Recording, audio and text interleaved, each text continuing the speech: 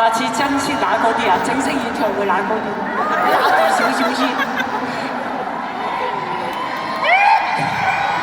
食咗飯嘅呢度啦，係咪靚咗而家身形？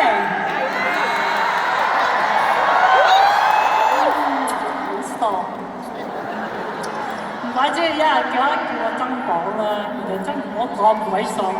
連個胸都大埋，啲疤都唔啱用，要買過晒啲疤。哇！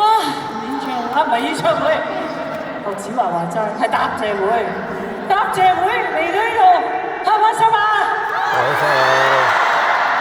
你唔會淋我油啊嘛？唔會淋我橄欖油啊嘛？花生油都冇啊唔該。我自己都好開心嚟到。第3晚，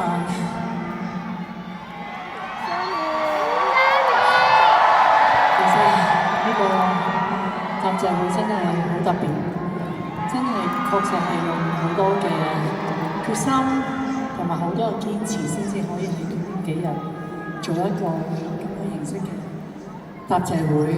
我要多謝我嘅團隊，多謝台上面所有 band 嘅成員 chorus， 我哋今晚 band 嘅總監梁基爵先生，仲有咁多位 band 嘅成員，多謝你哋見有台上面剛才40位嘅演員，排舞師阿林，仲有我嘅梳化服嘅團隊啦，因為咁短時間要重新諗過晒啲造型，每晚要有好靚嘅身，確實係一個好似看似不可能嘅任務，但係我哋做到。